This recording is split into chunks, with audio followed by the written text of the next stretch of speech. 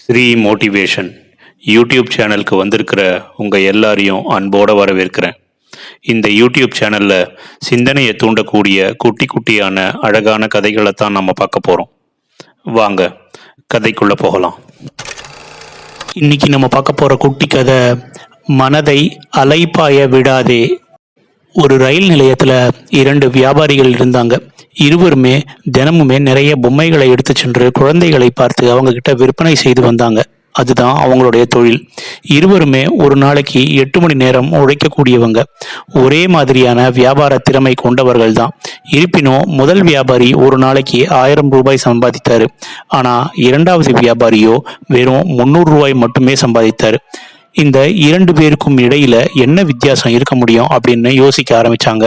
300 ரூபாய் சம்பாதித்த அந்த வியாபாரி 1000 ரூபாய் சம்பாதித்த அந்த வியாபாரியை பின்தொடர்ந்து அவன் தினமும் எப்படி இந்த வியாபாரத்தை செய்யறான் அப்படின்னு அவனை தொடர்ந்து பார்க்கறதுக்காக போனான். அந்த வியாபாரி சில நொடிகள் ஓய்வு எடுத்தாலும் வேலையில கண்ணும் கருத்துமாகவே இருந்து வந்தான். ஒவ்வொரு குழந்தைகளையும் பார்க்கும்போது, ஒவ்வொரு குடும்பங்களை பார்க்கும்போது தன்னுடைய வேலையை கண்ணாக வைத்து அவர்களிடம் சென்று எப்படியாவது அந்த பொம்மையை விற்பனை செய்துவிட வேண்டும் அப்படின்ற ஒரே நோக்கத்தோடு மட்டுமே அவன் திரிந்து கொண்டிருந்தான். ஆனா இந்த இரண்டாவது வியாபாரி அவனோட தவறை அப்பொழுதுதான் உணரவே ஆரம்பிச்சான். தான் வேலை செய்யும் பொழுது பக்கத்தில் இருப்பவர்கள்கிட்ட பேசிக் கொண்டிருப்பது, மொபைலை எடுத்து அதில் மெசேஜ் செய்து கொண்டிருப்பது, யாரிடமாவது பேசிக் கொண்டிருப்பது என்று தன்னுடைய கவனச்சிதறல்கள் போய்கொண்டிருப்பதை அவன் சரியாக உணர்ந்து கொண்டான்.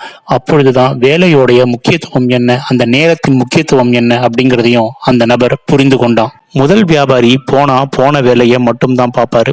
தன்னோட வேலையில கண்ணும் கருத்துமாக இருப்பாரு. இரண்டாவது வியாபாரியோ மற்றவர்களிடம் கதை பேசுவது, போன் பேசுவது என பல விஷயங்களுக்கு மத்தியில அவ்வப்போது வேலையுமே பார்ப்பாரு. இவர்களைப் போலத்தான் நம்முடைய சம்பாத்தியமோ வளர்ச்சியும் என்பது நாம் எவ்வளவு நேரம் வேலை பார்க்கிறோம் என்பதில் தான் இருக்கு. எவ்வளவு கவனமாக கண்ணும் கருத்துமாக நம்முடைய வேலையை ஆர்வமாக பார்க்கிறோம் அப்படிங்கிறது தான் இதுல முக்கியமான ஒண்ணு. வேலைக்கு நடுவே கவனக்குறைவு, கவனச்சிதறல் ஏற்படும் போது அலைபாயும் மனதை கட்டுப்படுத்தாமல் அதன் பின்னால் சென்று வேலையை கோட்டை விட்டு நானும் கடுமையாத்தானே உழைக்கிறேன் அப்படின்னு சொல்வதில் என்ன பிரயோஜனம் இருக்கு சொல்லுங்க. நாம் செய்யும் வேலையை முழுமையாக கவனத்தோடு செய்து முடிக்கும் போதே அதற்கான முழு வெற்றியும் நம்ம கிட்ட வந்து சேருது. அதற்காகத்தான் கடமையில் கண்ணாக இருக்க வேண்டும் அப்படின்னு நம்ம சான்றோர்கள் சொல்றாங்க. இதை மறக்காமல் நினைவில் வைத்து கொண்டு செயலாற்றினாலே போதும், வாழ்க்கையில மகிழ்ச்சியும் வெற்றியும் பெறலாம். ஒரு வேலையை நாம செய்ய தொடங்கிட்டோம் அப்படின்னா அதை முடிக்கும் வரை நாம ஓயக்கூடாது என்பதைத்தான் கர்மமே கண்ணாக இரு அப்படின்றத இந்த கதையை பொறுத்த வரைக்கும் நாம சொல்றோம்.